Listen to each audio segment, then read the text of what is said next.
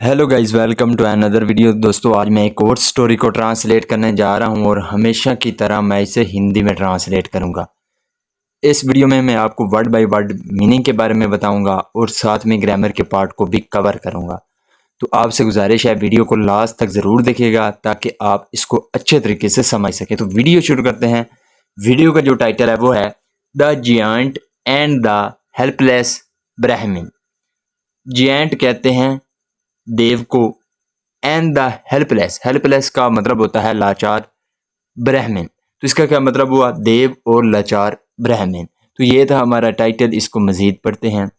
Once a Brahmin was passing through a jungle to reach another town. Once का मतलब होता है एक दफ़ा या एक बार। अ Brahmin was passing through, pass through का मतलब होता है कहीं से होकर गुजरना। तो यहाँ पे हमारा पास्ट कंटिन्यूअस टेंस का वाक़या है, वाज के साथ वर्ब की फोर्थ फॉर्म है पासिंग। तो एक ब्राह्मण गुजर रहा था एक जंगल से, to reach an other town, दूसरे शहर पहुंचने के लिए। तो इसका क्या मतलब हुआ कि एक ब्राह्मण दूसरे शहर पहुंचने के लिए एक जंगल से गुजर रहा था। When जब a huge and cruel giant hiding somewhere behind the thick bushes attacked the Brahmin and jumped upon his shoulders. When जब a huge एक बड़ा and cruel और जालिम giant देव hiding छुपा हुआ था somewhere behind the thick bushes. Thick bushes का मतलब होता है घनी झाड़ियां। तो जो घनी झाड़ियां थी उनके पीछे कहीं छुपा हुआ था। अटैक्ड द ब्राह्मण, उसने ब्राह्मण पर हमला कर दिया। अटैक का मतलब होता है हमला करना। एंड जंप्ड, और कूद गया अपॉन हिज शोल्जर्स, उसके कंधों पर। शोल्डर कहते हैं कंधों को। तो इसका क्या मतलब हुआ कि जब एक बड़ा और जालिम जो देव था वो जो घनी झाड़ियाँ थी उनके पीछे कहीं छुपा हुआ था, उसने ब्राह्मण पर हमला कर दिया और उसके कंधों पर उसने क्या किया? जंप लगा दिया, कूद गया। The giant dangled both his legs in front of the Brahmin and sat comfortably on his shoulders. The giant जो देव था, डेंगल्ड, डेंगल्ड का मतलब होता है लटकाना। तो उसने लटका दी बोथ हिज लेग्स, अपनी दोनों टांगे लटका दी, इन फ्रंट ऑफ ब्राह्मण, ब्राह्मण के सामने, एंड सेट और बैठ गया, कंफर्टेबली आराम से, ऑन हिज शोल्डर्स, उसके कंधों पर। द ब्राह्मण began trembling with fair, trembling का मतलब होता है कांपना। तो जो ब्राह्मण था वो डर के साथ कांपने लगा, बट लेकिन ही वॉज हेल्पलेस, लेकिन वो क्या था? लाचार था। He didn't know what to do, he didn't know, वो नहीं जानता था, वट टू डू, कि वो क्या करे। The giant said to the Brahmin, जो जियांट था उसने ब्राह्मण से कहा, I am very fond of human flesh. I am very fond of, fond of का मतलब होता है शौकीन होना किसी चीज़ का। ह्यूमन फ्लैश, फ्लैश का मतलब होता है मांस। तो मैं जो ह्यूमन मांस है यानी कि इंसान का मांस है उसका मैं बहुत शौकीन हूँ। बट लेकिन before killing and eating you I wish to have a joy ride on your shoulders. But लेकिन before killing and eating you, यानी कि तुम्हें खाने और मारने से पहले, I wish to have a joy ride on your shoulder, मेरी इच्छा है कि मैं तुम्हारे कंधों पर क्या करूं? सवारी करूं। सो इसलिए टेक मी, मुझे ले जाओ, वेयर आई से, जहां मैं कहता हूं। द ब्राह्मण हैड नो चॉइस, जो ब्राह्मण था उसके पास और कोई चारा नहीं था, बट टू ओबे द जाइन। ओबे का मतलब होता है हुक्म मानना, सिवाय यानी कि जो देव था उसके हुक्म मानने के जो ब्राह्मण था उसके पास कोई और चारा नहीं था।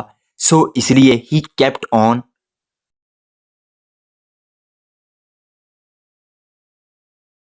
वॉकिंग, वो चलता रहा। वाइल वॉकिंग यानी कि चलते समय, द ब्राह्मण नोटिस्ड, जो ब्राह्मण था उसने ध्यान दिया। नोटिस का मतलब होता है ध्यान देना। तो उसने ध्यान दिया डैट के the giants feet were extra ordinary small and soft, कि जो जायंट था उसके जो फीट थे यानी कि पाँव थे, वर एक्स्ट्रा ऑर्डनरी, वो यानी कि क्या थे? गैर मामूली तौर पर स्मॉल छोटे और सॉफ्ट नाजुक थे। यहाँ पे जायंट के बाद अपोस्ट्रोफी एस का प्रयोग किया गया है। इसका मतलब होता है काक के की। द ब्राह्मण आस्क्ड द जायंट, जो ब्राह्मण था उसने देव से पूछा, I am very surprise to see that you are so huge but your feet are so small and delicate. I am very surprised, मैं बहुत हैरान हूँ, टू सी दैट, ये देखकर, यू आर सो ह्यूज, कि तुम बहुत बड़े हो, बट लेकिन your feet are so small, लेकिन जो तुम्हारे पाँव हैं वो छोटे हैं, एंड डेलिकेट, और नाजुक हैं। हाउ इज इट, ये कैसे है। द जाइंट थॉट, जो देव था उसने सोचा, there was no harm, harm का मतलब होता है हानि, तो कोई हानि नहीं है। इन रिवीलिंग, रिवीलिंग का मतलब होता है खुलासा करना, तो खुलासा करने में कोई हानि नहीं है। द सीक्रेट, राज को, ऑफ हिज फीट, उसके पाँव का, टू ब्राह्मण, ब्राह्मण से, यानी कि जो देव था उसने सोचा कि ब्राह्मण को अपने पाँव का जो राज है उसका खुलासा करने में कोई नुकसान नहीं है, कोई हानि नहीं है। सिंस, चूँकि, वेरी सुन, बहुत जल्द, the Brahmin is going to be killed, कि जो ब्राह्मण है वो बहुत ही जल्द मारे जाने वाला है, and eaten up by him, और उसके द्वारा खाया जाने वाला है।